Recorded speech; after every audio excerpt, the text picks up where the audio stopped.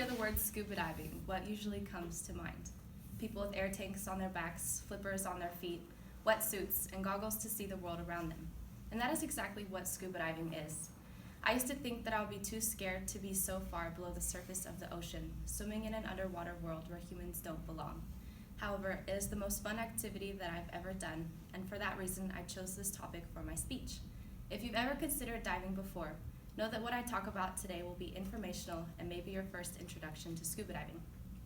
In my speech today, I will be covering history, a serious sickness caused from improper diving, as well as some safety including hand signals. This last summer, I spent a month in Thailand with my dad.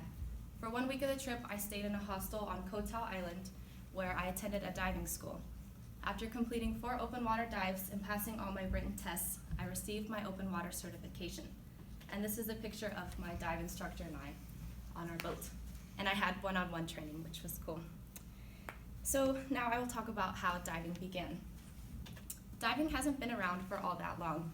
According to Dennis Graver in his book called Scuba Diving has been around for less than 200 years, dating back to 1825 when a man named William James created the first breathing apparatus. This system was not very practical, but at the time it was all that anybody knew. And in 1870, the military in Europe used scuba diving as a military tactic to sneak up on enemy lines without being seen. In 1943, the scuba system was perfected by 2 men named Jacques Cousteau and Emile Gagnon. Cousteau was also a famous author and wrote a book on the history of scuba diving, which piqued the interest of many people. In the 1950s, scuba diving was finally introduced to the United States for recreational purposes, and today there are more than 9 million certified scuba divers worldwide. Now I will talk about the serious sickness that I mentioned in my introduction. Scuba diving has claimed the lives of many people since it came about.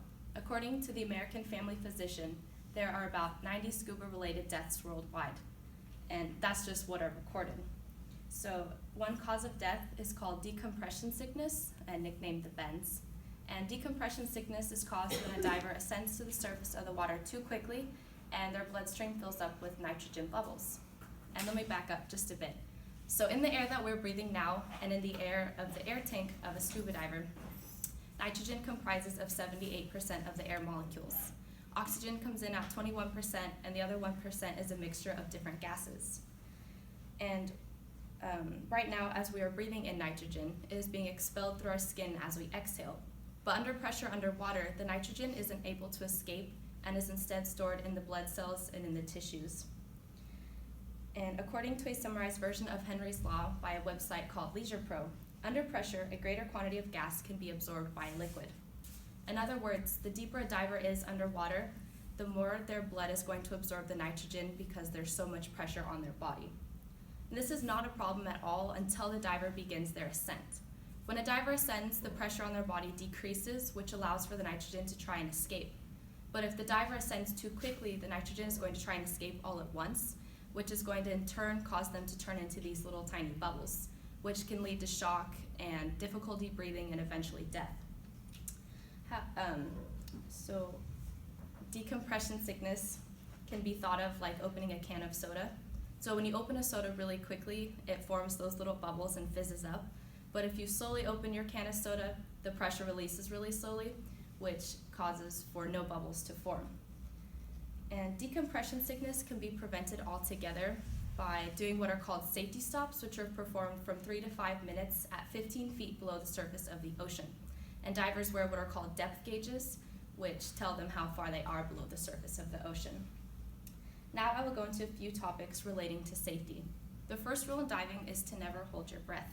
Holding your breath can be very dangerous. When underwater and breathing from an air tank, the molecules are under a lot of pressure, which causes them to pack together really tightly. So a diver essentially is breathing in more air molecules than they would above water. And if a diver holds their breath deep below the ocean and then they ascend, the air molecules are going to eventually be under less pressure, which will cause them to expand. But the lungs stay the same size, so with all these expanded air molecules in their lungs, the lungs don't have the capacity to hold it and will eventually burst. On that note, I will transition to talking about hand signaling. The ability to communicate underwater is integral to having a safe and successful dive. There are many, many signals used, ranging from signaling the presence of a certain animal signaling that something's wrong and just signaling general directions. In this image, here are 12 common hand signals used. In my experience, the most common signals are the OK signal, going up, going down, and my diver and I used the signal of a gun, which was to signal that there is a triggerfish nearby. And triggerfish are these large fish with these really large teeth and are very territorial and have been known to bite divers. So in this image, there's a triggerfish biting a diver, and then that is an actual Titan triggerfish that is in southern oceans. So I would like to conclude by talking about what I discussed today. So I introduced the history of diving and how it came about in 1825 and was used as a military tactic in the 1870s. I talked about decompression sickness and how it's caused and how it can be avoided. And I also talked about the hand signals and breathing underwater. Nothing could compare to the feeling of breathing underwater, being weightless, and swimming next to fish and coral reefs. I hope that you all get the opportunity to do this someday if it's something you're interested in. And just know that PCC Sylvania offers an introduction to diving course for 2 credits, but this won't give you your open water certification, but it will give you a lot of good experience.